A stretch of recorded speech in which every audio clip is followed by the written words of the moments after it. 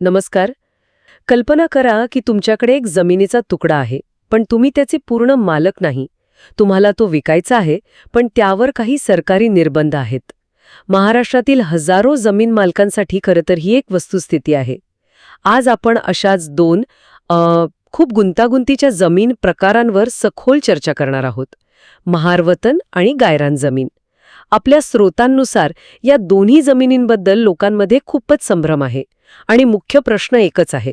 या जमिनींचे पूर्ण मालकी हक्कात म्हणजे भोगवटादार वर्ग 1 मध्ये रूपांतर करता येतं का?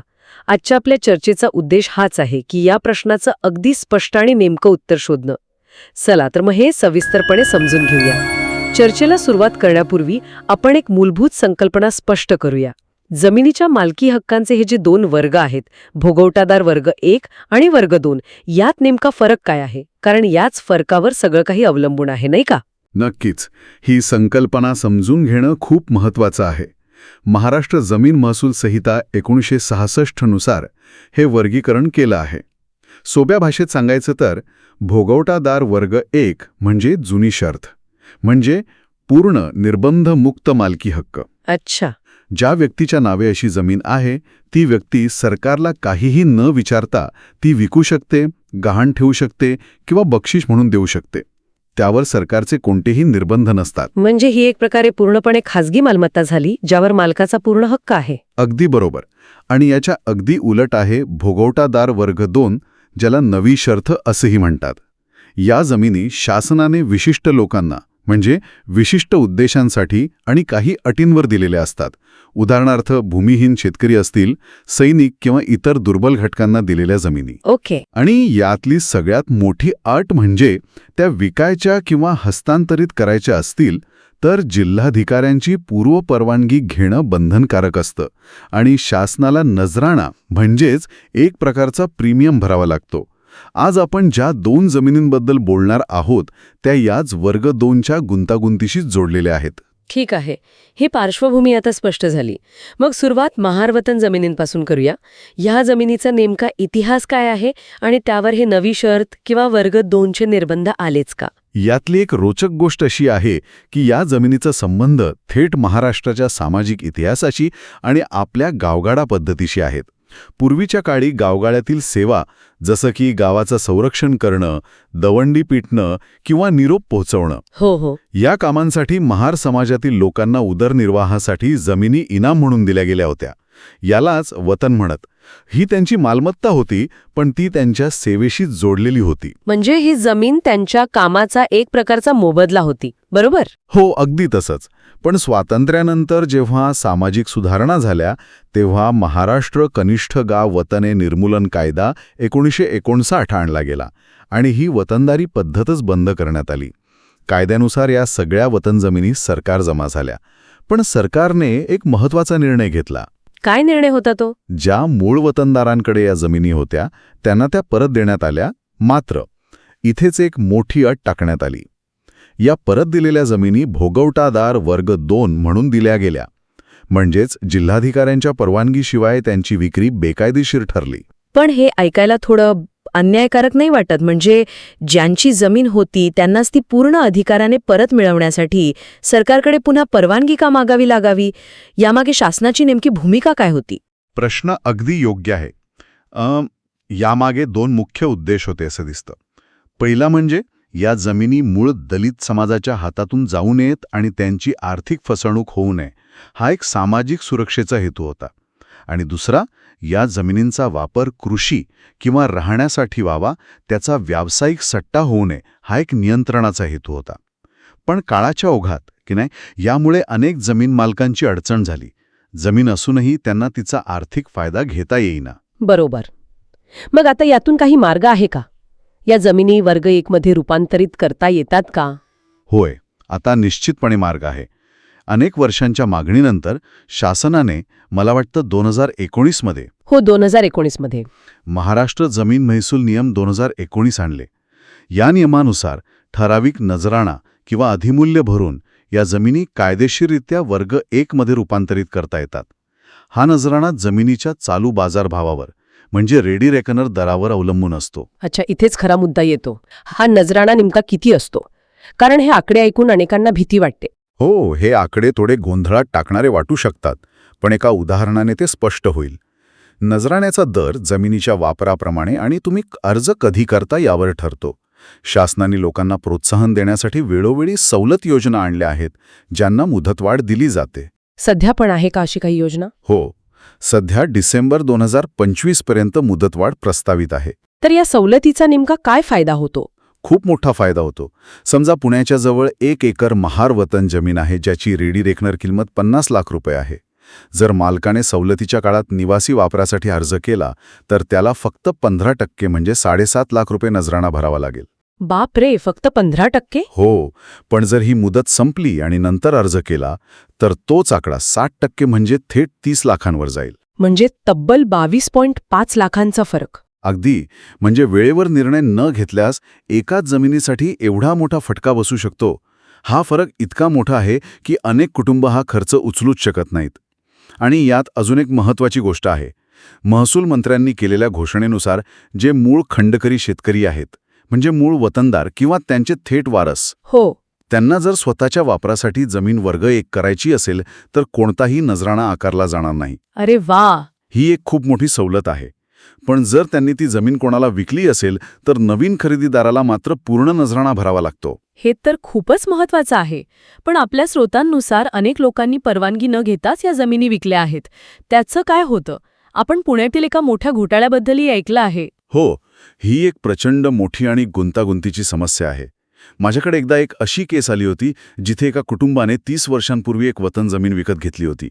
त्यांना माहीतच नव्हतं की यासाठी परवानगी लागते. अच्छा. आता त्यांच्या मुलांच्या काळात जेव्हा त्यांना त्यावर कर्ज काढायचं होतं तेव्हा संपूर्ण व्यवहारच बेकायदेशीर असल्याचं समोर आलं. एका छोट्या अज्ञानामुळे त्यांची पिढी अडकून पडली. आणि पुण्यातील मुंढवा घोटाळा याचंच एक उदाहरण आहे का? हो, मुंढवा घोटाळा याच गैरव्यवहाराचं एक ठळक उदाहरण आहे. तिथे बनावट कागदपत्रांच्या आधारे जिल्हाधिकाऱ्यांची खोटी परवानगी दाखवून कोट्यवधी रुपयांच्या वतन जमिनी विकल्या गेल्या. हे प्रकरण उघडकीस आल्यानंतर संपूर्ण महसूल विभाग खडबडून जागा झाला. याचा परिणाम असा झालाय की आता प्रत्येक कागदपत्राची कसून चौकशी केली जाते. त्यामुळे ज्यांनी प्रामाणिकपणे जमीन घेतली आहे त्यांनाही प्रचंड त्रासाला सामोरं जावं लागतंय. काही लोकांच्या चुकीमुळे सगळ्यांसाठीच प्रक्रिया अधिक गुंतागुंतीची आणि वेळखाऊ झाली आहे. आणि अशा बेकायदेशीर व्यवहारांना नियमित करण्यासाठी जमिनीच्या बाजारभावाच्या 75% तितका प्रचंड दंड भरावा लागतो, जे अनेकांना शक्यच होत नाही. म्हणजे महार वतन जमिनीच्या बाबतीत पैसा आणि योग्य कायदेशीर प्रक्रिया ह्या 2 गोष्टी अत्यंत महत्त्वाच्या आहेत. तिथलं मूळ मालकी हक्काचा एक इतिहास आहे आणि कायदेशीर मार्ग उपलब्ध आहे, जरी तो खर्चिक असला तरी. पण आता आपण अशा जमिनीकडे वळूया जिथे पैशाचा प्रश्नच येत नाही, कारण तिथे खाजगी मालकीची संकल्पनाच अस्तित्वात नाही. गायरान जमिनीचा मुद्दा इतका वेगळा आणि स्फोटक का आहे ते समजून घेऊया. अगदी बरोबर. इथे परिस्थिती 180 अंशात वेगळी आहे. महार वतन ही मूळतः खाजगी मालमत्ता होती, ज्यावर शासनाने निर्बंध आणले. या उलट गायरान जमीन ही जन्मतःच सार्वजनिक वापरासाठी राखीव असलेली शासकीय मालमत्ता आहे. गावातील गुरांना चरण्यासाठी, सार्वजनिक कार्यक्रमांसाठी किंवा इतर सामाजिक गरजांसाठी ही जागा राखून ठेवलेली असते. त्यामुळे तिचे खाजगीकरण करणे कायद्याने पूर्णपणे निषिद्ध आहे. म्हणजे या जमिनीवर कोणीही वैयक्तिक मालकी हक्क सांगू शकत नाही? अजिबात नाही. इथे महाराष्ट्र जमीन महसूल संहितेचं कलम 22 थेटमध्ये येतं. हे कलम मुळातच सार्वजनिक जागा जसं की गायराणं, कुरणं, गावठाणं यांना खाजगी अतिक्रमणांपासून वाचवण्यासाठी बनवलं गेलं आहे. त्याचा उद्देश हा आहे की समाजाची सामायिक मालमत्ता काही मोजक्या लोकांच्या फायद्यासाठी वापरली जाऊ नये. त्यामुळे गायरान जमीन वर्ग 1 करणे ही संकल्पनाच मुळात अस्तित्वात नाही. पण मग खरं तर वास्तव खूप वेगळं दिसतं.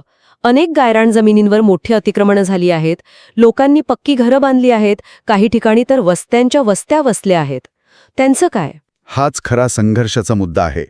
यावर 2011 साली सर्वोच्च न्यायालयाने जगपाल सिंग विरुद्ध पंजाब राज्य या खटल्यात एक ऐतिहासिक आणि अत्यंत कठोर निकाल दिला. न्यायालयाने स्पष्ट केलं की तलाव, कुरणं, गायराणं यांसारख्या सार्वजनिक जमिनींवरील अतिक्रमणं नियमित करता येणार नाहीत आणि राज्य सरकारांनी ती काढून टाकण्यासाठी तातडीने पावलं उचलावीत. पण इतक्या मोठ्या संख्येने लोकांना बेघर कसं करणार? यामागे काही सामाजिक आर्थिक कारणंही असतीलच ना? नक्कीच. प्रश्न असा पडतो की लोक गायरान जमिनींवर अतिक्रमण का करतात? यामागे अनेकदा शहरांकडे होणारं स्थलांतर आणि परवडणाऱ्या घरांची प्रचंड कमतरता ही मुख्य कारण असतात. गावात रोजगार नसतो, लोक शहरांकडे येतात, पण तिथे राहायला जागा नसते. अशावेळी मोकळ्या दिसणाऱ्या सरकारी जमिनींवर ते आपलं बस्तान बसवतात. अनेक सरकारांनी वोट बँकेच्या राजकारणामुळे या अतिक्रमणांना नियमित करण्याचे प्रयत्न केले, कायदे आणले, पण सर्वोच्च न्यायालयाच्या निकालाने याला मोठा छाप बसला आहे. त्यामुळे हा फक्त कायदेशीर नाही, तर एक अत्यंत संवेदनशील सामाजिक आणि आर्थिक प्रश्नही बनला आहे. म्हणजे यातून कोणताही कायदेशीर मार्ग नाही, कोणताच अपवाद नाही? एक अत्यंत मर्यादित अपवाद आहे. जर अतिक्रमण करणारी व्यक्ती अनुसूचित जाती किंवा जमाती प्रवर्गातील असेल, भूमिहीन असेल आणि तिने अतिक्रमण फक्त आणि फक्त स्वतःच्या निवासासाठी म्हणजे एका छोट्या घरापुरतं केलं असेल, तर शासनाच्या धोरणानुसार ते नियमित करण्याचा विचार होऊ शकतो. अच्छा, म्हणजे त्यांना ती जमीन वर्ग 1 करून मिळते? इथेच सगळ्यात मोठा फरक आहे. जरी अशा पात्र व्यक्तीचे अतिक्रमण नियमित झाले, तरी ती जमीन त्याला भोगवटादार वर्ग 2 म्हणूनच दिली जाते. ओके, पुन्हा वर्ग 2. हो, याचा अर्थ त्याला फक्त तिथे राहण्याचा हक्क मिळतो.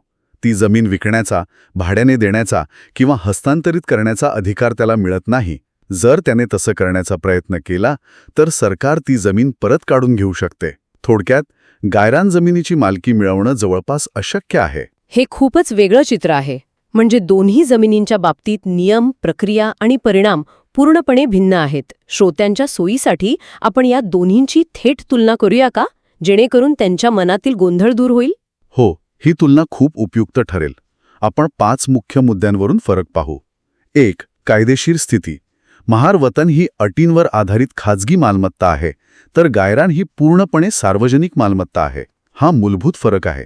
बरोबर. आणि दुसरा? 2 वर्ग 1 शक्य आहे का? महारवतन जमिनीचं रूपांतरण वर्ग 1 मध्ये होय, शक्य आहे. गायरान जमिनीचे नाही, अशक्य आहे. तिसरा मुद्दा प्रक्रियेचा. हो. 3. प्रक्रिया काय आहे? महारवतनसाठी जिल्हाधिकाऱ्यांकडे नजराणा भरून अर्ज करावा लागतो. गायरांसाठी अशी कोणतीही अर्ज प्रक्रिया नाही, फक्त काही विशिष्ट प्रकरणांमध्ये अतिक्रमणाचे नियमितीकरण होते. आणि खर्च? 4. खर्च. महारवतनसाठी जमिनीच्या बाजारभावाच्या 15% ते 75% पर्यंत नजराणा लागतो, जो लाखो रुपयांमध्ये असू शकतो. गायरान अतिक्रमणाच्या नियमितीकरणासाठी पात्र लाभार्थ्यांना नाममात्र शुल्क असतं किंवा ते मोफत असतं. आणि सगळ्यात महत्वाचा म्हणजे अधिकार. हो, 5वा मुद्दा अधिकार. महारवतन जमीन वर्ग 1 झाल्यावर मालकाला पूर्ण विक्रीचे, हस्तांतरणाचे अधिकार मिळतात. तर गायरान जमीन नियमित झाल्यावरही ती विकता येत नाही, फक्त तिथे राहण्याचा हक्क मिळतो. तर मग या सगळ्या चर्चेचा निष्कर्ष काय काढायचा? गुंतवणूकदार किंवा सामान्य नागरिकाने यातून काय बोध घ्यावा? निष्कर्ष अगदी स्पष्ट आणि 2 वाक्यांत सांगता येईल. जर तुमच्याकडे महारवतन जमीन असेल किंवा तुम्ही ती विकत घेणार असाल, तर ती रीतसर नजराणा भरून वर्ग 1 करणे कायदेशीरदृष्ट्या शक्य आणि आवश्यक आहे. शासनाच्या सवलत योजनांचा लाभ घेतल्यास खर्चही कमी होऊ शकतो.